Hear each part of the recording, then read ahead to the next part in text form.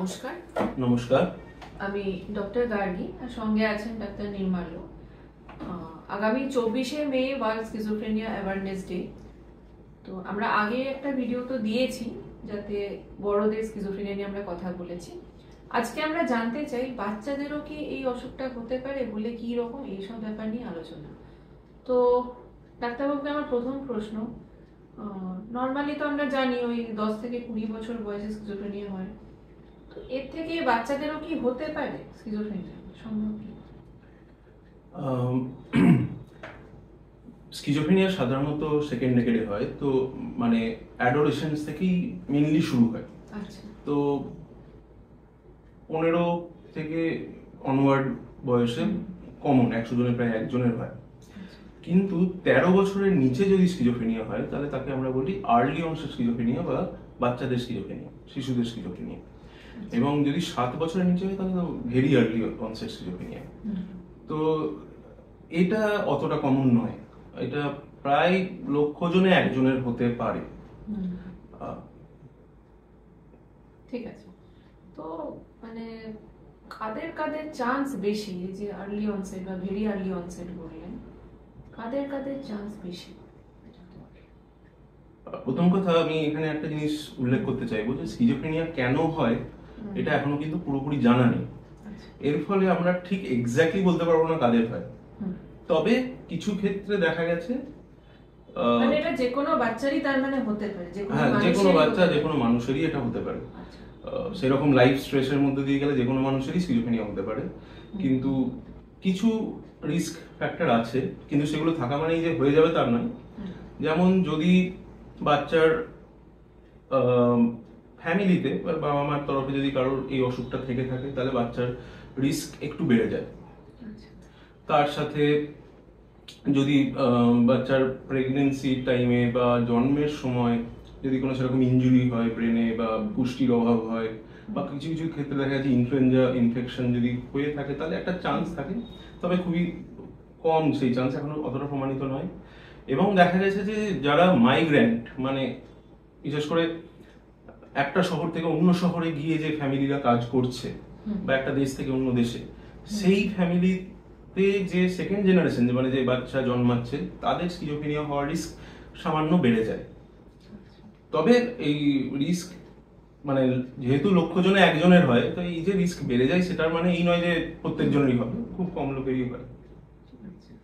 কি কি লক্ষণ দেখলে আমি সন্দেহ করব যে এটা স্কিজোফ্রেনিয়া হলেও হতে পারে বাচ্চাটা? বাচ্চার কিছু চালচলনের পরিবর্তন হতে পারে, বিশেষ করে স্কুল ফাংশন যেটা আমরা বলি পড়াশোনা, সেটা কমে গেল, তার পড়াশোনা করতে ইচ্ছে হচ্ছে না, পড়াশোনা করতে পারছে না, কনসেন্ট্রেট করতে পারছে না, তারপর খেলতে যেতে চাইছে না এবং ভয় পাচ্ছে যে বোধহয় কেউ ক্ষতি করছে, বন্ধুরা ওকে বোধহয় মানে সবসময়তেই গুলি করছে, যদিও কোনো এর প্রমাণ পাওয়া যাচ্ছে না, বারবার জিজ্ঞেস করেও পাওয়া যাচ্ছে না, কিন্তু ও বলছে বন্ধুরা বাচ্চারা আমাকে ফলো করছে, কেউ আমাকে জাদু করে দিয়েছে, কেউ তাছাড়া সে হয়তো কোনো আওয়াজ শুনতে পেতে পারে, কোনো কাউকে দেখতে পেতে পারে যাকে আমরা দেখতে পাচ্ছি না বা শুনতে পাচ্ছি না, এটাকে হ্যালুসিনেশন বলে, যে বলছে ভূত আছে ওখানে, ভূতগুলো আমাকে মারতে যাচ্ছে, ভয় দেখাচ্ছে।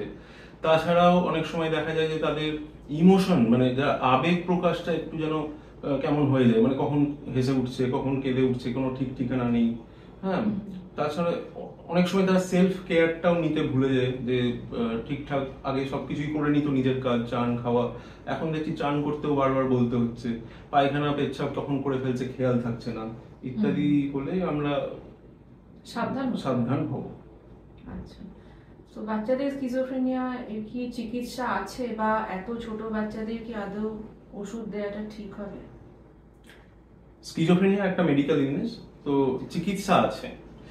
এবার ওষুধ একমাত্র স্কিজোফ্রেনিয়ার মানে সাইকিয়াট্রিতে আমি যদি সমস্ত অসুখগুলো দেখি তার মধ্যে স্কিজোফ্রেনিয়াতে যে ওষুধ তার প্রমাণ সবচেয়ে বেশি, এটাকে অ্যান্টিসাইকোটিক বলে এবং এটা বাচ্চাদেরও দেওয়া যায় এবং নানা রকম গবেষণা এবং গাইডলাইন আছে এই ক্ষেত্রে, এবং যে অ্যান্টিসাইকোটিক গুলো আছে এবং বিশেষ করে যেগুলো নতুন এসছে বাচ্চাদের পক্ষে খুবই সেফ।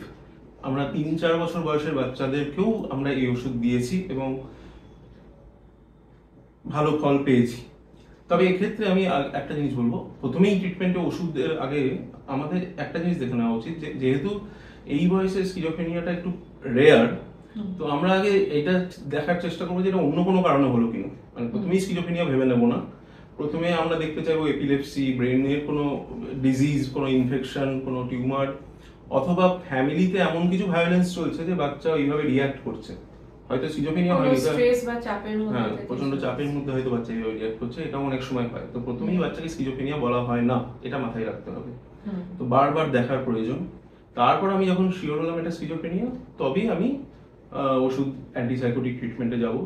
এছাড়াও বাচ্চার সাথে বিহেভিয়ার থেরাপি করে আস্তে আস্তে বাচ্চাকে রেগুলার রুটিনে ফিরিয়ে আনা, বাচ্চাকে হাসি খুশি রাখা, তার সাথে কিছু অ্যাটেনশন বিল্ডিং এক্সারসাইজ, কিছু কনসেন্ট্রেশন বাড়ানোর এক্সারসাইজ করে করে আস্তে আস্তে বাচ্চার বুদ্ধির ক্ষমতাটাকে আরেকটু বাড়ানো, এইগুলো করতে হয়। আর খুব ভালো রেজাল্ট পাওয়া যায়। তবে বড়দের থেকে বাচ্চাদের একটু আউটকাম আমি বলবো খারাপ। তবে প্রায় 60-70% কেসে প্রথম ওষুধেই ঠিক হয়ে যায়, আর যদি না ঠিক হয় তাহলে আবার আরেকটু কড়া ওষুধ দিতে হয়, তো ডাক্তারদের মনিটরিং সেটা সম্ভব। আচ্ছা, তাহলে এই ওষুধ থেকে যে বিশাল কিছু বাচ্চার ক্ষতি হবে সেরকম কিছু নয়? না সেরকম নয়, তবে বাচ্চাদের ওজন বেড়ে যেতে পারে, অনেক সময় দেখা যায় অনেক সময় হাত কাঁপছে, মুখ থেকে লালা পড়ছে, তবে ঘাবড়ে যাওয়ার কিছু নেই, এগুলোকে ম্যানেজ করা যায়। এগুলো বাচ্চা রেগুলার লাইফস্টাইল, এক্সারসাইজ এবং অন্য কিছু সামান্য ওষুধ আছে যেগুলো দিয়ে এইগুলোকে কন্ট্রোল রাখা যায়। ঠিক আছে, তাহলে এটাই বুঝলাম যে বাচ্চাদেরও স্কিজোফ্রেনিয়া হতে পারে এবং যথেষ্ট ভালো তার চিকিৎসাও আছে। এবং আমি সব মা বাবা বা অভিভাবকদের এটাই বলবো, যদি এরকম কিছু সন্দেহ হয় ডাক্তারের কাছে নিয়ে আসুন। শুধু শুধু ঝাড়ফুঁক টাড়ফুঁক করে সময় নষ্ট কিন্তু করবেন না। হ্যাঁ, এক্ষেত্রে এটা একদম খুব গুরুত্বপূর্ণ কথা। স্কিজোফ্রেনিয়াতে কিন্তু যত তাড়াতাড়ি ট্রিটমেন্ট শুরু হয় তত কিন্তু আউটকাম ভালো হয়। সেজন্য আমরা বলি যে ডিউরেশন অফ আনট্রিটেড সাইকোসিস, মানে কতদিন ওকে চিকিৎসা না করে ফেলে রাখা হয়েছে, এটা কিন্তু একটা খুব বড় ফ্যাক্টর হয়ে দাঁড়ায় বাচ্চার ওষুধে কতটা কাজ হবে এবং ভবিষ্যতে কতটা ভালো সে আবার সমাজে আমাদের সাথে মিশতে এমনকি পারে। বড়দের ক্ষেত্রেও এটাই বলে। তো সাধারণত আমরা দেখি যে 3-4 বছর 5 বছর ধরে অসুখ চলার পর আসছে, আমরা চাইবো যে সেটা যেন না হয়, যত তাড়াতাড়ি সম্ভব যেন বাচ্চার চিকিৎসা শুরু হয়। ঠিক আছে, অনেক কিছুই জানলাম। নমস্কার।